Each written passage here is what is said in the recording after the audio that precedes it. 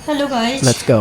कल अपन ने डिस्कस करा था कॉन्सेप्ट ऑफ कैंसर, जिसमें कॉन्सेप्ट ऑफ कैंसर में अपन ने तीन चीज़ें पढ़ी थी। एक था म्यूटेशन, दूसरी थी मोनोक्लोनिटी और तीसरी थी जीन थ्योरी।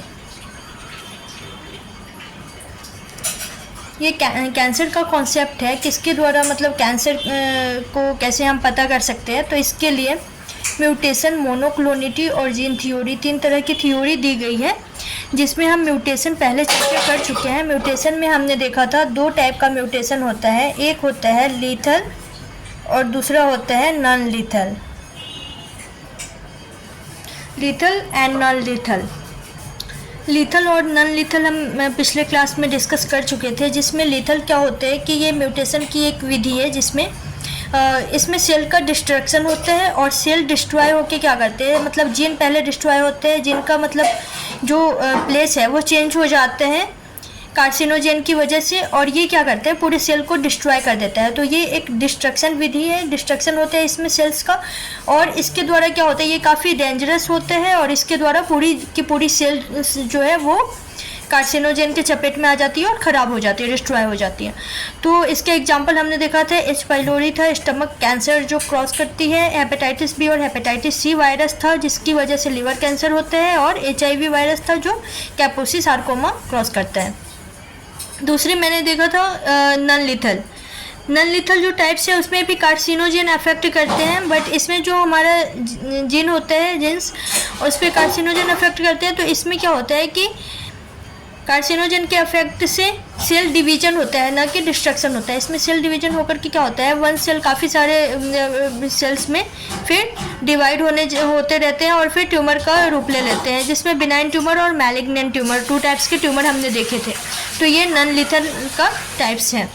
फिर आगे अपन मोनोक्लोनिटी के बारे में देखेंगे। तो ये फर्स्ट वाला हमने पढ़ लिया था। अब सेकेंड वाला देखेंगे मोनोक्लोनिटी। मोनोक्लोनिटी क्या है, कॉन्सेप्ट ऑफ कैंसर का सेकेंड टाइप्स है।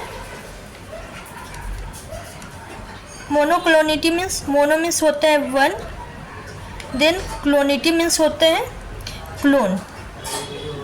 क्लोन का फॉर्मेशन आपने सुना होगा, क्लोन का फॉर्मेशन होते हैं प्लांट में होते हैं काफ़ी सारे, और भी बहुत सारे जीव जंतुओं में भी क्लोन फॉर्मेशन किया जाते हैं, ह्यूमन बीइंग को छोड़ करके।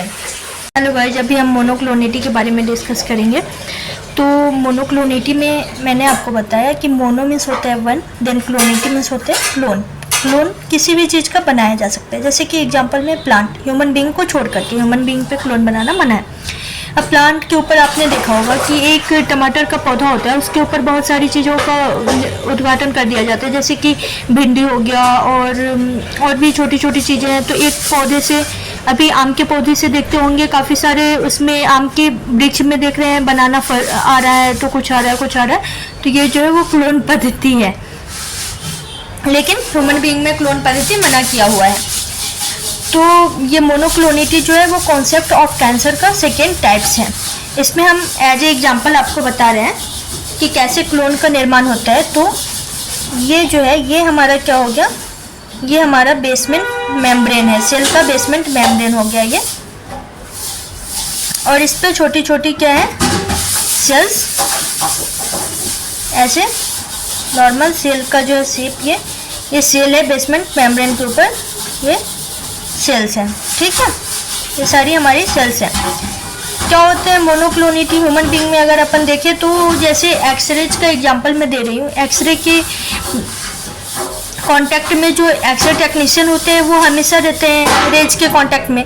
तो जैसे कि एग्जांपल एक्सरे की किरणें आई, ये रेज आ रही हैं कंटिन्यूसली किसी के ऊपर, ये मतलब रेज आ रही है एक्सरे की, ठीक है।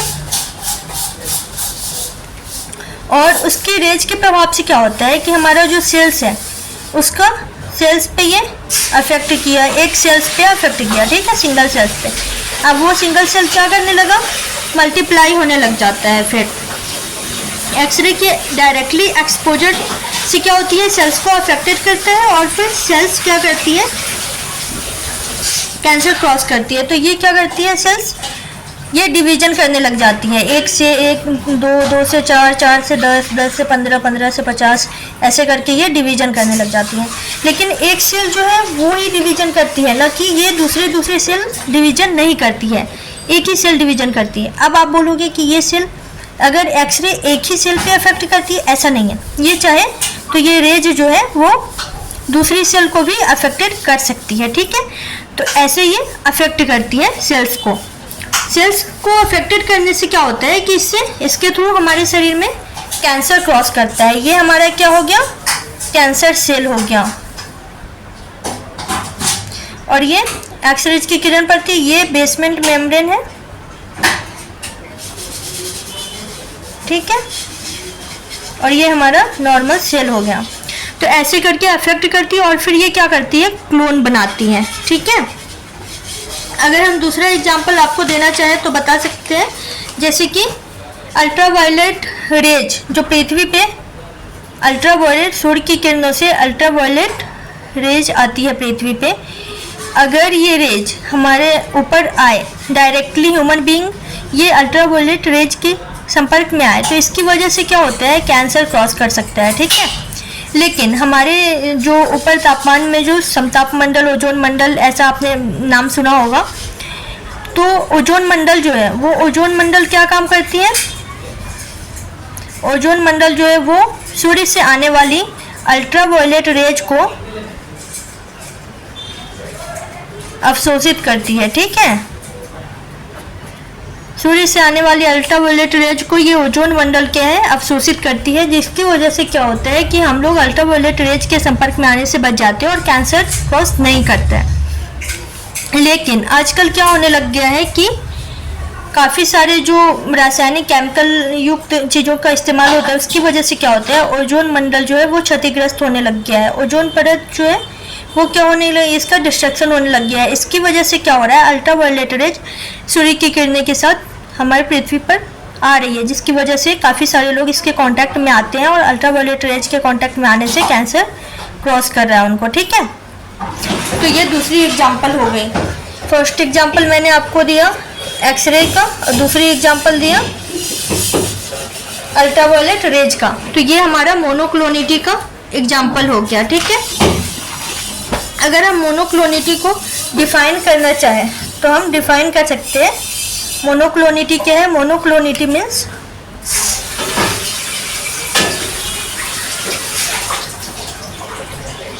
Formation of single clone, formation of single clone.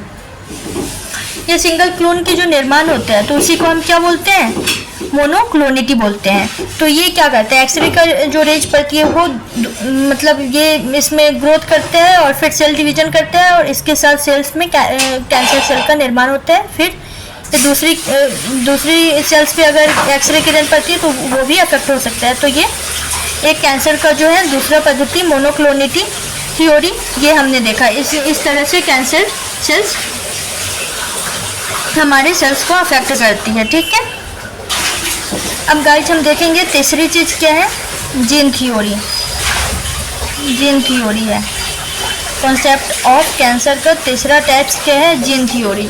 अब आपको पता होगा जो हमारे जो ये सेल्स होते हैं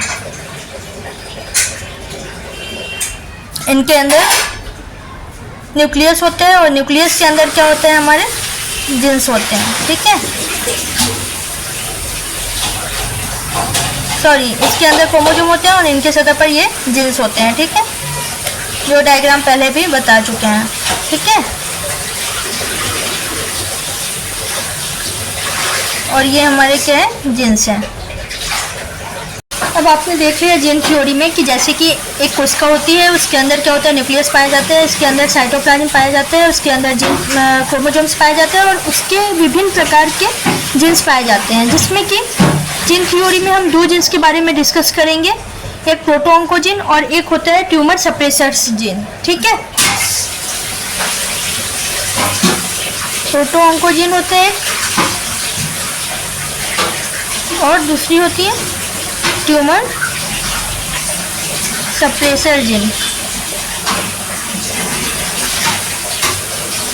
अब हमने देखा था जीन थ्योरी में, तीसरा जो जीन थ्योरी हमने देखा,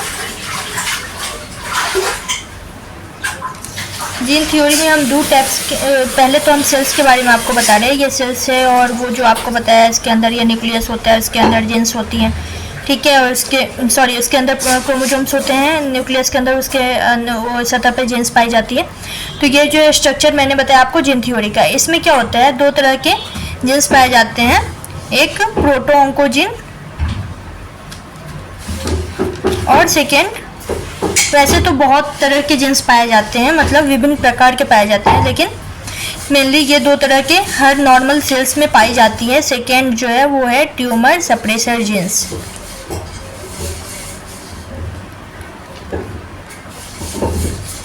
ठीक है, प्रोटो ऑन्कोजीन और ट्यूमर सप्रेसर जीन। अब इनके नाम से आपको पता चल ही रहा होगा, ऑन्को मीन्स क्या होता है, कैंसर, ठीक है।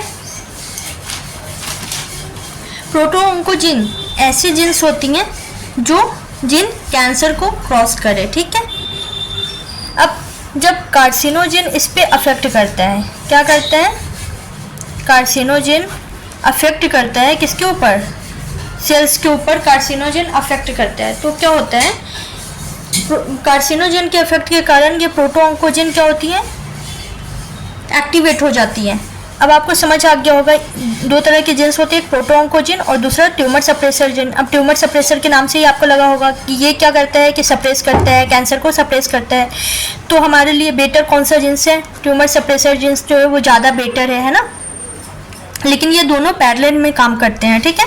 अगर प्रोटो ऑन्कोजीन ज़्यादा बढ़ गया तो उसको फिर सप्रेस करने का काम करता है ट्यूमर सप्रेसर जीन्स, उसको सप्रेस करते हैं। कभी कभी क्या होता है, कार्सिनोजेन प्रोटो ऑन्कोजीन के ऊपर क्या करते हैं, अफेक्ट करते हैं। अब कार्सिनोजेन के अफेक्ट से क्या होता है, प्रोटो ऑन्कोजीन जो है वो एक्टिवेट हो जाती हैं। प्रोटो ऑन्कोजीन क्या होती हैं, एक्टिवेट हो जाती हैं। एक्टिवेट होने की वजह से फिर क्या होता है, प्रोटो ऑन्कोजीन के एक्टिवेट होने की वजह से ऑन्कोजीन का निर्माण होता है। फिर ये किसका निर्माण करती है, ऑन्कोजीन का। अब ऑन्कोजीन जो है वो एक तरह से प्रोटो ऑन्कोजीन की बेटी समझ लीजिए आप। ये बहुत ही ज़्यादा घातक और बहुत ज़्यादा खतरनाक होती है। ये क्या होती है, बहुत ज़्यादा डेंजरस होती है, बहुत ज़्यादा डेंजरस होती है। कौन, ऑन्कोजीन। ऑन्कोजीन में क्या होता है कि प्रोटो ऑन्कोजीन से हजारों लाखों गुना ज़्यादातर मल्टीप्लिकेशन की क्षमता होती है। ये क्या करती है, मल्टीप्लिकेशन को, सेल के मल्टीप्लिकेशन को क्या करती है, कैंसर सेल के मल्टीप्लिकेशन को इंक्रीज कर देती है। कौन, ऑन्कोजीन। तो ऑन्कोजीन में क्या होती है कि सेल मल्टीप्लिकेशन की क्षमता कंटिन्यू बहुत ज़्यादा करती है और ज़्यादा होती है, इसमें कंटिन्यू सेल डिवीजन ये ऑन्कोजीन करती रहती है। जिसकी वजह से क्या होता है, ऑन्कोजीन की वजह से ये जो हमारा ट्यूमर सप्रेसर जीन जिसको हम बोलते हैं, ये ट्यूमर सप्रेसर जीन, ये क्या होता है, जैसे ही ऑन्कोजीन का निर्माण प्रोटो ऑन्कोजीन करता है तो बहुत ज़्यादा, बहुत जल्दी ये ऑन्कोजीन क्या करती है, कैंसरस सेल को बढ़ाती है। हमारे शरीर में कैंसरस सेल को बहुत जल्दी ग्रो अप करती है और रेप्लिकेट करती है, ठीक है, मल्टीप्लिकेशन करती हैं बहुत जल्दी। और ये इतना जल्दी मल्टीप्लिकेशन करती है और इतने ज़्यादातर, तो फिर उसकी वजह से क्या होता है, कैंसर सेल की वजह से हमारा जो ट्यूमर सप्रेसर जीन है वो प्रोटो ऑन्कोजीन के अपोजिट में तो लड़ रहा था, लेकिन इसका जो काम है ट्यूमर सप्रेसर सेल का, वो सारे ट्यूमर सप्रेसर जीन्स इसके ऑपोजिशन में काम नहीं कर पाता है। ये इतने सारे कंटिन्यूअसली मल्टीप्लिकेशन होने वाले कैंसर सेल को ये नहीं रोक पाता है। ये क्या करते हैं, सेल्स को सप्रेस नहीं कर पाता है लास्ट में। तो इसकी वजह से क्या होता है कि हमारे ट्यूमर सप्रेसर जीन जो है वो काम ये डिक्रीज होने लग जाते हैं, इसके अपोजिट में काम नहीं कर पाते ये। और इस कारण क्या होता है कि किसी भी इंसान में कैंसर सेल बढ़ता जाता है और लास्ट में कैंसर सेल बढ़ने से उनकी कैंसर में डायग्नोस होता है या फिर डेथ हो जाती है। तो ये जीन थ्योरी में बताया गया है। आपको आशा समझ आ गया होगा कि जीन थ्योरी में प्रोटो ऑन्कोजीन, जीन्स में 2 तरह के जीन्स होते हैं, प्रोटो ऑन्कोजीन और tumour suppressor gene. Proto oncogene जो होते हैं वो कैंसरस जीन होते हैं और ट्यूमर सप्रेसर जीन क्या करती है, कैंसर सेल को सप्रेस करने का काम करती है। ठीक है, जब कार्सिनोजन हमारे सेल्स पे अफेक्ट करते हैं, ठीक है, ये बीड़ी सिगरेट तंबाकू जिसके विधि से कार्सिनोजन हमारे शरीर में अफेक्ट करते हैं। अब ये अफेक्ट करते हैं तो क्या होता है कि कार्सिनोजन के अफेक्ट होने से प्रोटो ऑन्कोजीन में प्रोटो ऑन्कोजीन एक्टिवेट हो जाते हैं। एक्टिवेट होने की वजह से फिर क्या होता है कि प्रोटो ऑन्कोजीन जो है वो किसका निर्माण करते हैं, ऑन्कोजीन का निर्माण करते हैं। ऑन्कोजीन बहुत ही ज़्यादा डेंजरस होती है और बहुत जल्दी तरीके से कैंसर सेल को मल्टीप्लाई करती है। ये ऑन्कोजीन जो है वो बहुत जल्दी क्या करती है, सेल्स का मल्टीप्लिकेशन करती है। ठीक है, अब सेल्स के मल्टीप्लिकेशन करने से, बहुत जल्दी सेल्स के मल्टीप्लिकेशन करने से क्या होता है कि हमारा जो ट्यूमर सप्रेसर जीन है ये तो नॉर्मली काम कर रहा है, इसके प्रोटो ऑन्कोजीन के एक्टिवेट होने से ये काम कर रहा है, लेकिन ये प्रोटो ऑन्कोजीन के ओपोजिशन में काम कर रहा है। लेकिन ऑन्कोजीन इतनी जल्दी जो मल्टीप्लिकेशन की क्षमता रखती है और कंटिन्यू सेल डिवीजन करती रहती है, इसके अपोजिशन में ये काम नहीं कर पाता है और ये इतने सारे सेल्स को कंटिन्यूअसली सप्रेस नहीं कर पाता है ट्यूमर सप्रेसर जीन। इसकी वजह से क्या होता है, हमारे शरीर में कैंसर सेल इंक्रीज हो जाती है, बढ़ने लग जाती है और फिर लास्ट में पेशेंट कैंसर की वजह से पेशेंट की मौत हो जाती है या कैंसर डायग्नोस होती है जो भी। तो कैंसरस सेल जो है हमारे शरीर में फिर बढ़ने लग जाती है कंटिन्यूअसली और ट्यूमर सप्रेसर जीन चाह करके भी नहीं कुछ कर पाती है। तो ये हमारा जो है वो जीन थ्योरी आपको समझ आ गया होगा। आगे हम कुछ दूसरे टॉपिक्स से उसके बारे में, हाइपरप्लेजिया, डिस्प्लेजिया, इस सब के बारे में मैं डिस्कस करूँगी। Thank you.